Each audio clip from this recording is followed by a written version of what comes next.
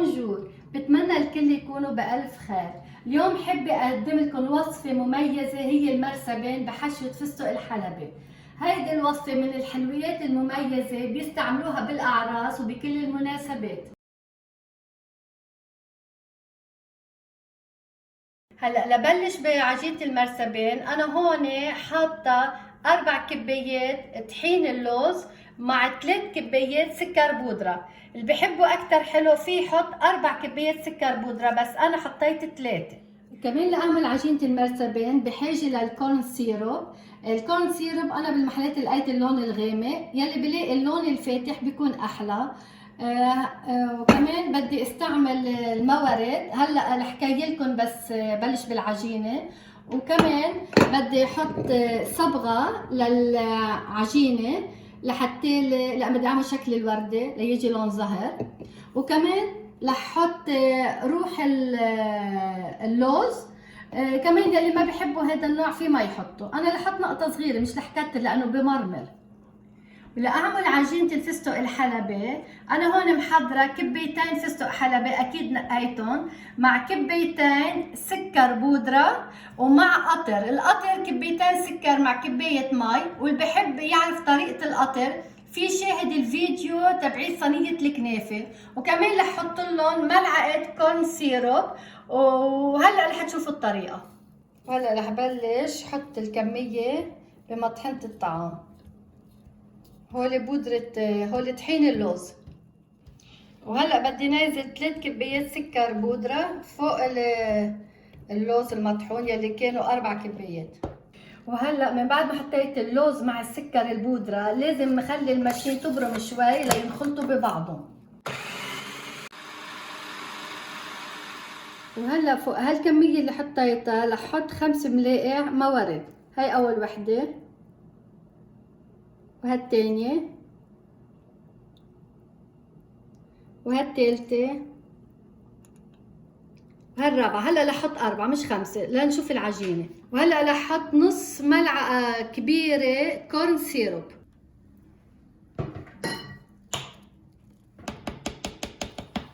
وهلا رح احط فوق منهم ربع ملعقة صغيرة روح اللوز. وهلا بوقفها شوي للمكنة، كل ما شفتهم عم بجمعوا بمحل بظبطهم وبرجع بدور المكنة. وهلا رح زيدها بعد ملعقة موارد، يعني هيدي 5 ملعقة كبيرة. أول شي حطينا 4 وهلا وحدة. عجينة المرسبين ما لازم نخلي المكنة دايرة لوقت طويل، لازم كل شوي كل دقيقتين 3 نوقفها نظبط العجينة ونرجع ندورها. وهلا رجعت وقفت المكنة من بعد ما حطينا لها كمية المواد المطلوبة. بدي اعملها، بدي اشيل شوية عجين واعملها بول بايدي لشوف اذا بتلف على بعضها واذا لينة. هيدي هي العجينة لازم تكون للمرسبين، مش مشققة مش ناشفة، ما بتفت بتلف على بعضها. هلا لازم ريحها ساعة بالبراد بكيس النايلون وبرجع بشتغل فيها. وهلا بدي لم العجينة على بعضها قبل ما احطها بكيس النايلون.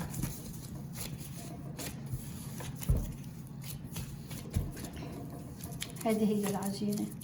وهلا بدي اضبها بالكيس بالبراد. وهلا حطيت عجينة المرسبين بالبراد مشان ساعة، وفيكم انتم تحطوها مشان ساعتين و3 كمان ما بأثر، او قبل بليلة لتنهار. كل ما هي محفوظة بالبراد بكيس النايلون ما بأثر عليها. وهلا بدي اعمل عجينة الفستق الحلبي، هيدا السكر البودرة. الفستق الحلبي بدي احط عليهم ملعقة كبيرة موارد، ملعقة كبيرة. وبدي احط عليهم كمان ملعقة كبيرة كورن سيروب، شراب الذرة.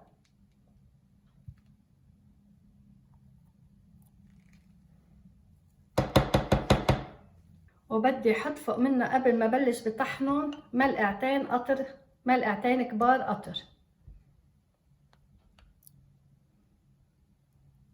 القطر بيجمع الفستق الحلبي مع السكر وبكونهم عجينة. وهلا رح دور المكنة. هلا من بعد ما كان إلها شي 3 دقايق عم تبرم، بوقفها وبظبط العجينة، بجرب شيل من الكعب بزيحهم شوي وبرجع بدورها. هلا من بعد ما دورت المكنة دقيقة تقريبا على العجينة، لقيتها بعد العجينة عم تدبري هيك، يعني بعبدها قطر لحتى اللي تكمش العجينة على بعضها. هلا اللي ما بده يعمل قطر وما عنده وقت في يستعمل الكورن سيروب بدل القطر، هي ذاتها كورن سيروب والقطر لحتى اللي يلموا المكونات على بعضهم بشكل عجينة. هلا انا هون رح زيدها ملعقة عسل قطر سوري. العجينة عندي بعد بحاجة لقطر، رح ارجع احط لها بعد ملعقة كبيرة قطر، بدي زيدها قطر لحتى اللي شوفها صارت كسم عجينة. بعد ما برمت دقيقة رجعت وقفتها وطلعت بالعجينة لقيتها بعدها عم بتفر، يعني بعبدها ملعقة عسل لتضب على بعضها، رح احط لها ملعقة عسل بعد. وهلا هون العجينة صارت عندي جاهزة، هلا بدي شيلها من الجرن. وهلا عندي صارت جاهزة عجينة الفستق الحلبي، دكي فيها هيدي، بدي احشي فيها المرسبين او في اعملها لوحدها كسم وردة او زين فيها الجاتو. من بعد ما ريحت عجينة المرسبين ساعة بالبراد، اكيد كانت بكيس النايلون، بدي بلش شكلها على كسم وردة، بدي شيل منها قصن. هي العجينة بس حطيتها بالبراد شدت شوي، هلا لتلين لازم اعملها شوي بايدي. هلا بدي اعمل عجينة المرسبين واحشيها فستق حلبي، كمان هيدي كانت بالبراد عجينة الفستق الحلبي كمان شدت. هلا بعملها بصبيعة شوي بخليها تلين. هلا بدي رقة للعجينة، ثبتها اول شي بايدي، بعدين بستعمل الشوبر.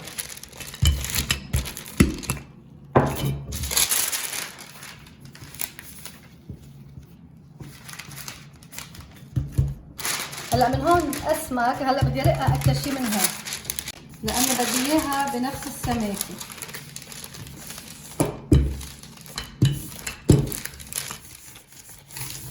لازم نجرب اعملها كلها نفس السماكه.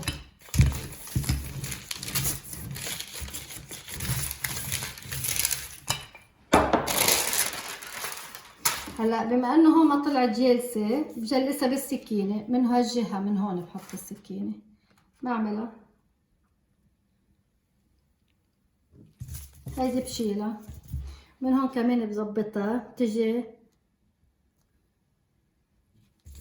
هاي بشيلها، كمان من هون بدي ظبطها هاي بشيلها، كمان من هون بدي ظبطها.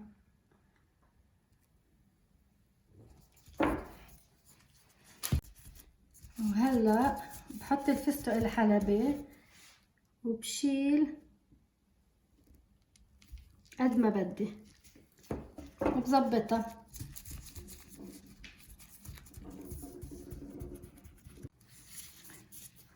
هلا اذا انخزقت معي برجع برقع بظبطها، ما بأثر، نتحكم فيها مثل ما بدنا وببرمها بعد برمي. وهيدي بقصها.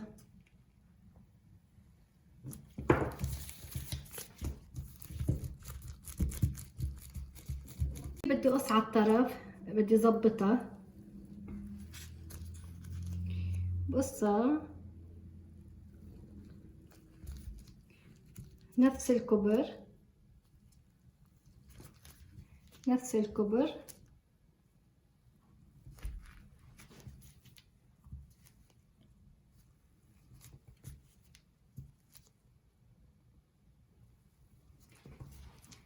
وهيدي بظبطها كمان من هون، طرفها بشيله، طرف طلعت قطعة المرسبين لوزينا بسموها لما بيكون دخلها فستق الحلبة، عجينة الفستق الحلبة. هلا انا بدي احطهم على الصينية على يومين من بعد، وبعدين فيكم اذا بدكم تعملوا لها موديل، فيكم تعملوا لها موديل هيك، وهيدي كمان فيكم تعملوا لها موديل هيك، او بقش الكردون مثل ما بدكم. فيكم تعملوها بصابيعكم هيك، بترجعوا تعملوها بالسكينة هيك. كمان رح اعمل هاي قدامكم، تكون هيك، تعملوا بصابيعكم هيك شوي صغيرة، وهلا بكعب السكينة بتعملوها موديل هيك هيك.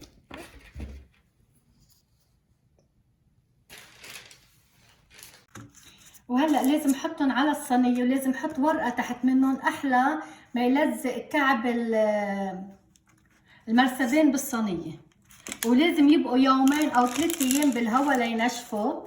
بعدين اذا حبينا نغير لهم لونهم فينا ندخلهم بالفرن على الرف الفوقاني. بولع النار من فوق لحظة صغيرة، يعني بدها دقيقة او دقيقتين بس بالفرن، بس ليتغير لون من فوق وبشيلها. هلا انا عندي هذا القالب مشان الكاندي، مشان الشوكولا، مشان البونبون، وبستعمله للمرسبات كمان. هاي عجينة المرسبين، بحط بقلبها حشوة فستق الحلبة، بسكرها منيح، بحطها بقلب هاي، بضغط. هلا من هون اذا طلعت زيادة بشيلهم، وبضغط عليها لتعطيني شكل الوردة. هلا حيلا قالب عندكم اياه بالبيت هيك صغير وشكله حلو فيكم تستعملوه.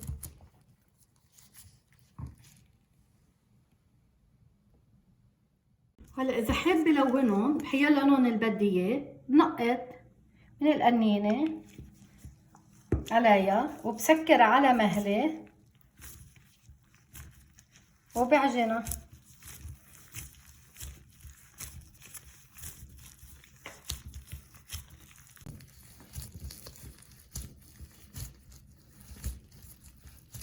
وهلا هيك صار لونها، وهلا بدي شكلها شكل وردة بالقالب. هلا الموديل اللي بدكم اياه حبيتوا تعملوه بتعملوه.